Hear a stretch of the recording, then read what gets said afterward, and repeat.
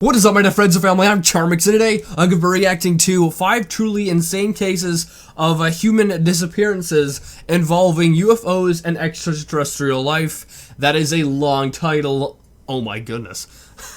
Anyway, with that being said, the original link's in the description. This is by Top 5s, so this should be very well done.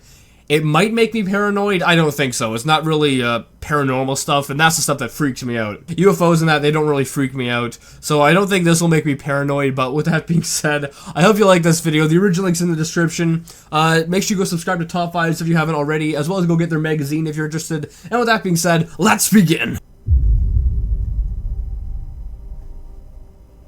UFOs have been spotted since the beginning of time, and although they are simply crafts that are unidentified, they have always had an association with aliens visiting from outer space.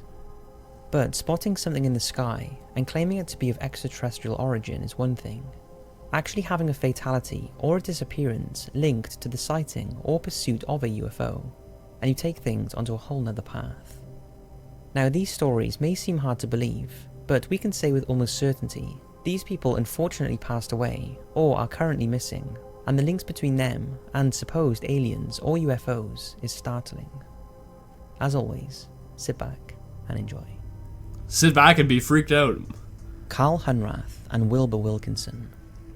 On November the 11th, 1953, just 2 weeks before the infamous Kinross incident took place, Carl Hunrath and Wilbur J. Wilkinson hired a small plane from Gardena Airport in Los Angeles.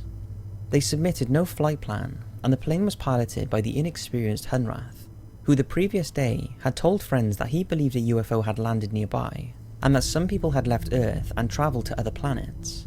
He then told his confused friends not to be alarmed if the same thing happened to him, as he was going to find the site. Hunrath had long claimed that he was in contact by radio with an extraterrestrial race known as the Masurians, and was determined to seek out a way of getting to their homeworld. However, this trip was to be the last time either of the men were ever seen again, as they disappeared seemingly off the face of the earth, and left behind a trail of unanswered questions, leaving us wondering, did they find what they were looking for? Did they give the location to where they disappeared? Like, where did they disappear from? Shortly after they disappeared, Wilkinson's wife gave an interview, and explained that her husband and Hunrath firmly believed the end of the world was near, and that the Masurians were plotting to invade Earth. She revealed the pair were obsessed with UFOs, and she showed them a den where her husband had a collection of unidentified craft pictures, and bizarre pictographs that he believed were written in an interplanetary language. She also said that the family had only recently moved back to California after her husband's old friend Hunrath told them he knew where a flying saucer was. But Hunrath wasn't just an amateur in this field. He had links to the controversial UFOologist George Adamski, who claimed to have photographed spaceships from other planets, and That spaceship that he's holding, if you look at it, if you turn it upside down, it looks like there's a bowl and then a plate on top of a bowl with food in it. That is what it looks like. It looks like it's a bowl that has a plate on top of it with some food in it. It looks like some steak or something and some kind of balls on the side. And then the picture's just turned upside down. That looks so fake right there. Look at that. Oh my goodness. had met with aliens. Although Hunrath had fallen out with Adamski after he had invented Bosco, a device intended to bring down flying saucers. To this day, not a trace of Hunrath, Wilkinson, or their plane has ever been found, and the only rational explanation for their fate is that Hunrath's inexperience as a pilot caused the plane to crash somewhere in the mountains. It's quite possible. Wait, he wasn't even a pilot? Because he said that he was inexperienced. Does that mean he wasn't even a pilot and they somehow got the plane? Or that he only, like, done some basic training so he wasn't really good at it? Because if he didn't really know what he was doing, the odds are they just crashed somewhere and were never found. Especially, I mean, this happened in, 1950 something? And back then, the technology wasn't as good as nowadays. Well, I mean, even now, that Malaysia flight that disappeared, we have all this technology and we can't do that. So the odds are this plane just crashed somewhere and like 4 people were like, I wonder where they went. And everyone else was like, I don't care.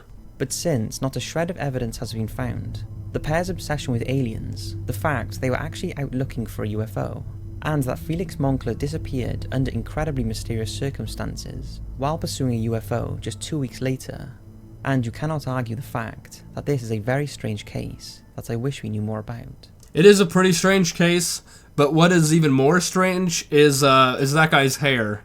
I mean, look at it. He's got that little, like, I don't even, is that like a little ponytail? I don't know. Anyway. Todd sees. At around 5 AM on the 4th of August 2002, 39-year-old Todd Sees left his Pennsylvania home to go deer spotting on the Mantor Ridge mountain range, just behind his home in Point Township, telling his wife he will be back by midday. But when he failed to return, his wife became concerned and called the police.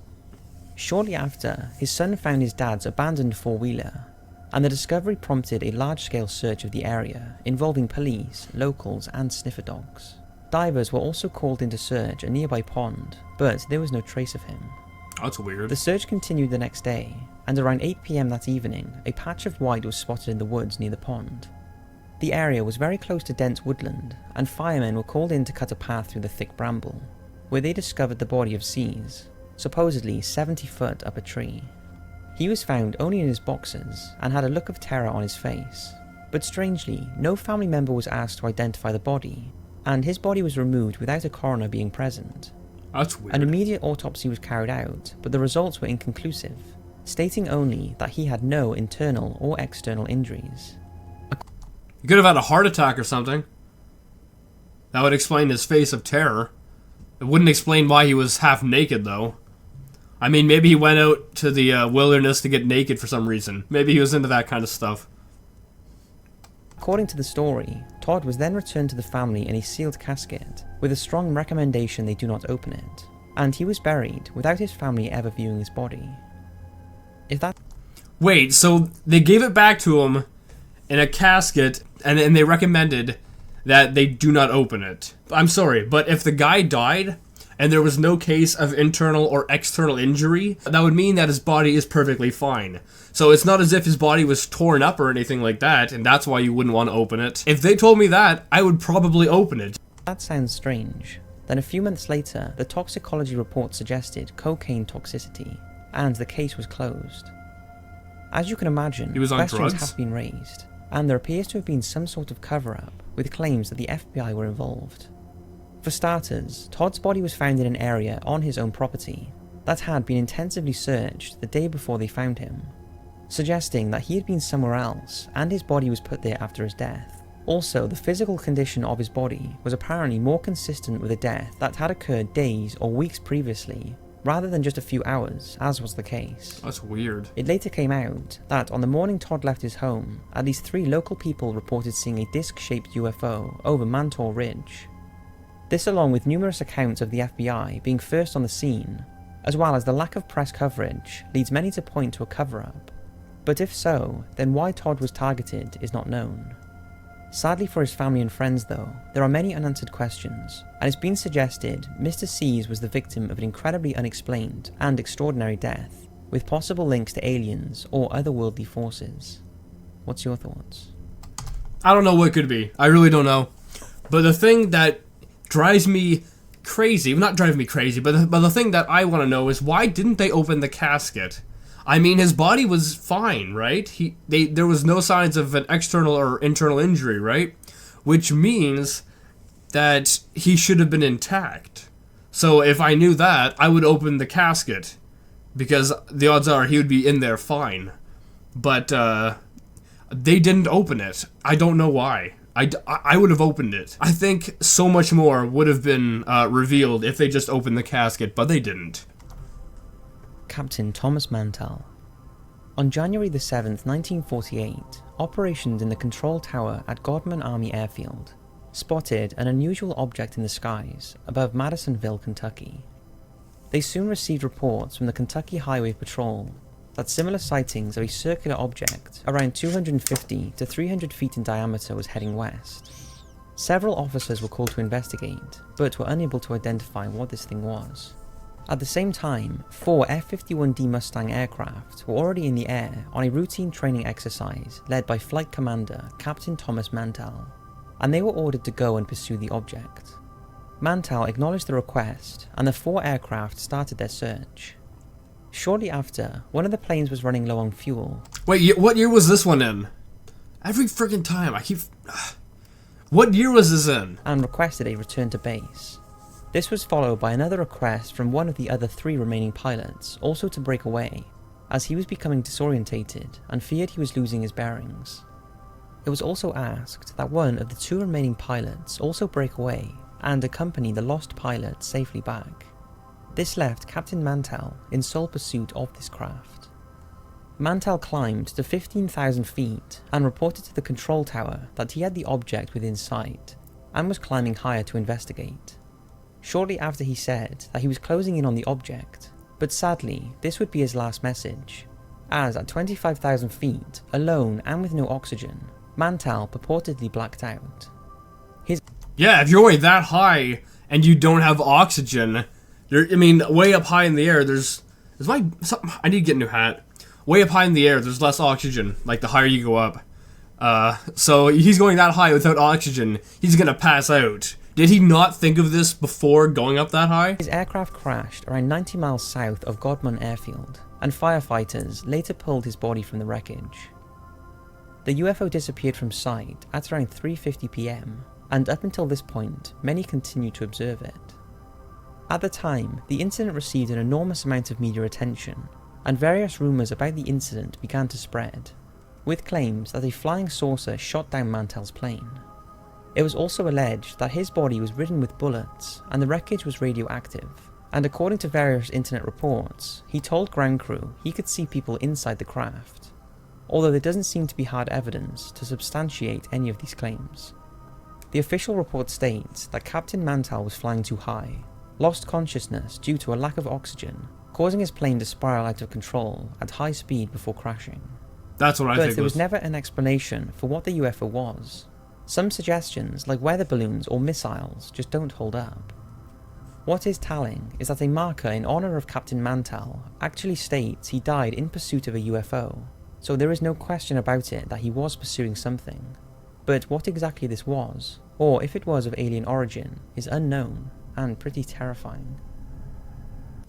Yeah, that one's weird, but I think it probably was the height, because if you're up that high without oxygen, you're gonna pass out. And once you do pass out, you could lean down, hit the control on your airplane, the whole thing goes like that. So that is most likely what happened.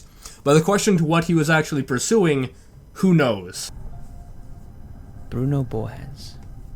Now, this story was brought to my attention by a viewer of the channel, and it's a very new case. On March the 27th, 2017... March 27th? That was a few days ago, wasn't it? January, February, March. Are we... What? Oh, no, we're in May. Okay. That was a couple months ago. I was thinking we're in March right now. That was like a few days ago.